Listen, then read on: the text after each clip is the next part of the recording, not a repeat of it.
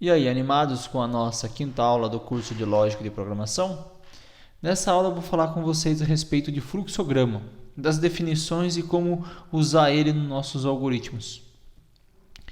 Então, regras, a gente vai estar falando um pouquinho das representações gráficas, regras e blocos.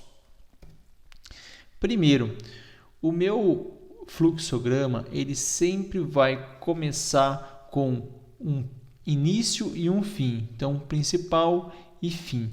Sempre é o que você vai ver quando você criar um novo fluxograma, um novo algoritmo, começar a criar um novo algoritmo, ele já vai vir com início e fim.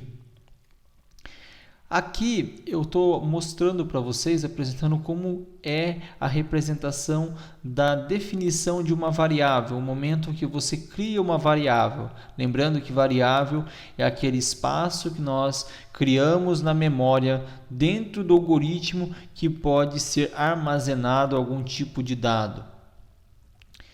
Atribuição. Quando eu crio um espaço na memória, eu posso atribuir um valor para esse espaço. Exemplo, criei um espaço para armazenar a idade de uma pessoa. Então, se eu quiser fazer uma atribuição, vou atribuir 18 para a idade dessa pessoa, então a representação de atribuição é essa que vocês veem agora na tela. Entrada de dados. A entrada de dado é algo que sempre acontece do usuário em direção ao sistema. Então, sempre que você quiser representar uma entrada de dado no fluxograma, você vai utilizar então esse bloco aqui de entrada. Saída. Saída é sempre o que acontece do sistema para o usuário. Então, o sistema apresenta, o usuário ele consegue ver ou ouvir. Isso é uma saída. Então, sempre que você quiser usar um bloco para representar uma saída, é esse bloco. Isso aqui é um fluxo alternativo de informação. Você vai ver que a informação ele vem vindo para um fluxo. Observe sempre, respeite aí as setinhas que ela indica o fluxo.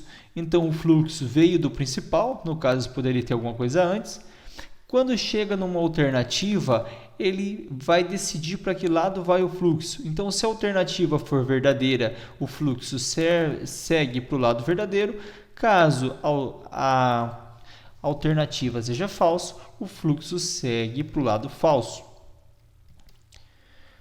Isso aqui é uma estrutura que nós usamos para fazer uma validação ou alguma coisa que vai repetir várias vezes. É a nossa estrutura enquanto. Ou enquanto a alternativa for verdadeira, faça. Então você vai verificar que as setinhas desceu do fluxo principal, entrou no enquanto, no meu bloco enquanto, e enquanto esse bloco continuar sendo verdade, você vai perceber que ele tem uma retroalimentação, ele vai ficar preso ali dentro. A gente chama na nossa programação de loop, então ele vai ficar preso num loop. Enquanto isso for verdadeiro, ele fica preso nesse loop aí, e a hora que for falso, ele sai do loop. Isso aqui é bem similar ao enquanto, é o faça enquanto. O anterior era o enquanto faça, e esse é o faça enquanto. Então ele entra, executa e verifica no final da execução. Se continua sendo verdadeiro, ele vai executar de novo até o meu faça ser falso, o meu fazer ser falso. Para, ela é uma estrutura de repetição controlada que nós usamos para uma determinada situação, inicializada em um determinado início até um ponto final, execute. Então, aqui é bem útil para quando você sabe exatamente a quantidade de vezes que você deve realizar aquela determinada ação. Então, para sempre que a gente sabe exatamente o número de vezes que eu devo realizar determinada ação, vou usar o para. Exemplo, quando você vai criar uma tabuada, que é um exemplo que a gente vai ver também no curso depois, você sabe que se eu falar para você a tabuada do 5, e você falar desde o 0 até o 10, 0 vezes 5, 0, 10 vezes 5, 50. Então, você vai do 0 até o 10, então você vai usar uma estrutura para fazer cada um desses passos. Então, cada vez o para vai estar valendo 0, depois na outra vez 1, 2 e assim até o 10. O ponto de parada. Esse ponto de parada ele é muito importante quando a gente estiver lá executando nossos algoritmos, pois eu quero verificar como ficou o estado de memória do meu sistema em um determinado ponto. Se você não colocar um ponto de parada, que eu poderia dizer para você que seria um freio, ele vai passar direto.